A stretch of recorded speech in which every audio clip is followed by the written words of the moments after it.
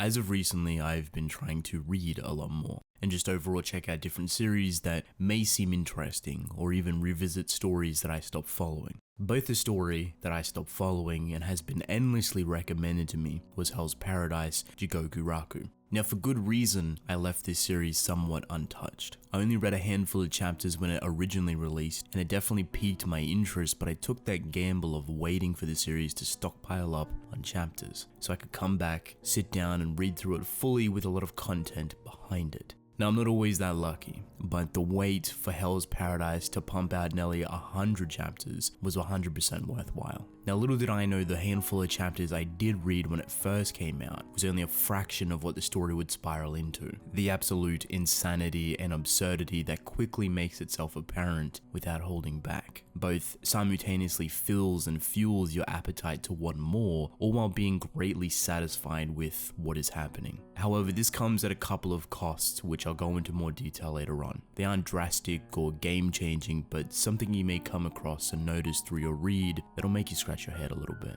Even before I start explaining the general premise of the series, before I start to look deeper and dissect it a little more, the journey that this series gives you is a roller coaster of emotions that embodies insanity itself, as reading it in proportional sittings is probably the best way to go about it, if you have the time, of course. I already know the words I use, and how much I'm able to tell you all probably won't do it justice. So just know going into this from here on out, add a pinch of insanity, add a pinch of absurdity, and add a pinch of what on earth is that thing, and what is actually going on here. Now, with the opening out of the way, sit back, relax, grab a drink or a snack, and let's take a closer look at the insanity that is Hell's Paradise Jigoku Raku, and what the actual story is trying to push forward.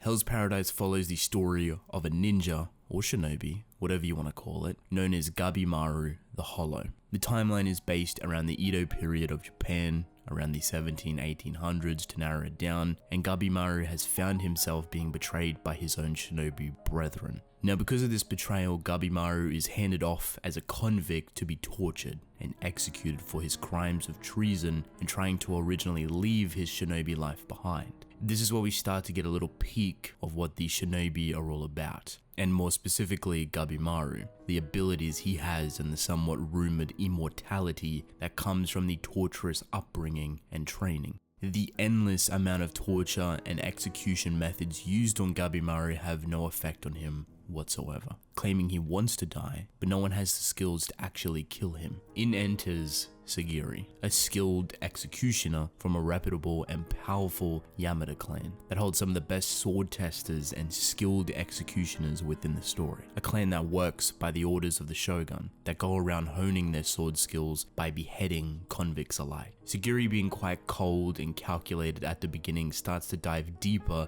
into Gabimaru's mind, wanting to know why he won't allow himself to die and keeps secretly defending himself from these executions. Over a period of a couple of days, Sagiri comes to learn the reason Gabimaru is resisting death, as before being betrayed by his shinobi brethren, Gabimaru had a loving wife, who was unfortunately the daughter of the leader of his shinobi brethren. Because of this new information that Sagiri learns, she offers him a chance of a full pardon from the shogun himself if he underwent a journey seeking the elixir of immortality. But this wasn't before she tried to behead him, and Gabimaru realized that she could easily kill him even if he did resist.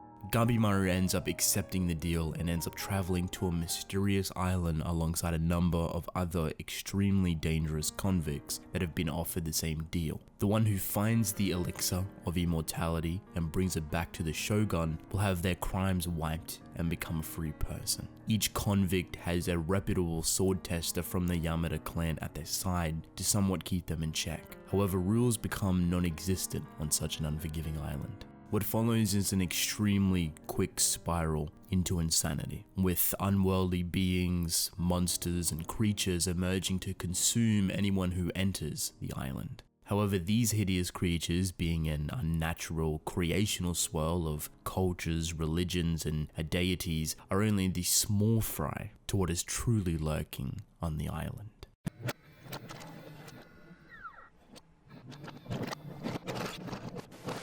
Now, this series originally penned itself as a battle royale, but over time actually outgrew that concept itself. Stories that center around the BR concept are usually pretty simple in structure. There's a clear path to be followed that rarely allows for deviation, which makes for an enjoyable experience regarding its character interaction and personalities, but sometimes lack the punch for its progression of the unfolding story. This is where Hell's Paradise somewhat warps its BR concept from the beginning, then instead of sticking with it, sheds it completely, in favor of extremely detailed world building and over-the-top supernatural explanations. However, they do keep the personality of characters in check, spending a lot of personal time with characters by themselves, with each other and internally, as the impactful driving force for this series is seeing the mental growth of some of the most dangerous and powerful convicts and how they come to individually understand this unknown land and its inhabitants.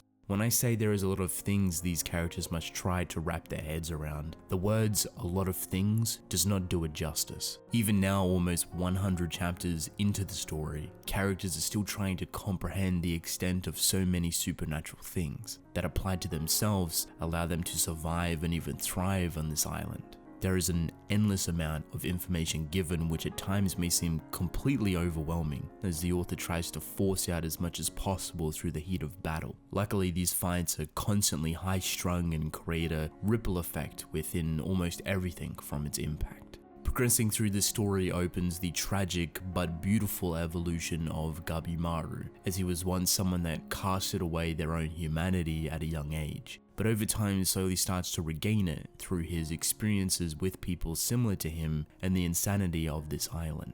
Every other convict and sword tester alike are also pushed to find themselves within these constant life or death type moments, allowing for a lot of unique and engaging character development with such a large variety of different characters and mindsets. For me, this is a thing I personally enjoy the most, because there's so many different characters that have entirely different perspectives and values, and seeing them all grow and somewhat align to be able to successfully work with one another and survive on this island is remarkable. Especially because this change doesn't come easy nor unchallenged. It only comes with the consistent threat of death knocking at their door, and the unknown of beings more powerful than them, creating something bigger than what they can even comprehend. This is the story's balance and focus point. One side you have characters developing through experiences, interactions, and challenging mental values, and on the other side you have the fear and absolute insanity that the island produces with its monsters and intelligent beings. Now take both things and funnel it perfectly into the conquest of creating immortality, trying to perfect it by any means, while spawning an unnatural and unstable mixture of life itself.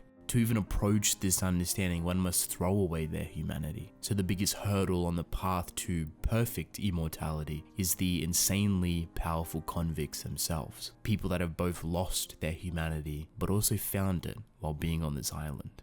The last thing to mention is how the artwork incorporates all of this and takes it into consideration, while balancing the different tones within the story. The creativity and attention to detail stand out tremendously well in drawing your attention to these hideous creatures that are entirely abnormal. You'll see a wide variety of unique monsters and creatures pop up everywhere, which keeps it refreshing and something you'll never actually get tired of. Even though the art beautifully reflects the gritty nature of the story, the horrifying creatures, and the rage-lusted characters and fights, it never misses the chance to slow things down and show off the mesmerizing landscape, the eerie but fascinating architecture, and the emotional outbursts from characters. For me, the artwork is extremely addicting, as I personally love unraveling certain panels or looking closer within the pages to see what these things are morphed together with to create such original looking monsters. Everything seems to flow perfectly while switching between all these things, which creates such an eerie atmosphere to the whole island and the characters within it. It builds this sense of dread with every encounter, knowing that these monsters are absurdly powerful and that no one is truly safe. There definitely are times where things become a little messy with recognizing what is going on, as this often happens during high intensity fights, but it's surprisingly hidden rather well under the emotional outbursts from characters that turn it into an impactful moment that tip over the line of insanity. The author has managed to find a healthy balance of consistency and creativity. Even now, almost 100 chapters in, there is constantly new things being added, and your expectations will be completely blown out of the water.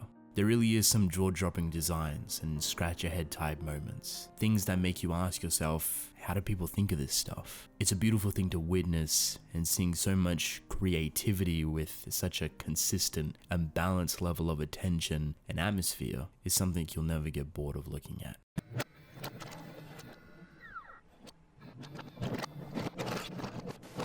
Hell's Paradise Jigoku Raku was definitely a pleasant surprise. I'm a little sad I didn't read it earlier, but just as happy that I left it to stack up the amount of chapters it has to experience things fully. Without a doubt, I would recommend this series for people that want quite an unusual but interesting read. There'll be a lot of times where you might even be confused, but that's perfectly alright. The story doesn't take itself too seriously. If anything, it's the perfect amount of insanity and absurdity mixed with what it means to be human and regaining one's own humanity. So if this does sound like something that you're interested in, I would 100% recommend it. Check it out, give it a read, let me know what you think, and if you are reading it right now, if you're currently caught up or if you're in the midst of it, let me know how you feel about it. I really would love to hear your thoughts. But with that being said, I'm actually going to end the video off here. I hope you all enjoyed, and I will see you in the next one. Goodbye.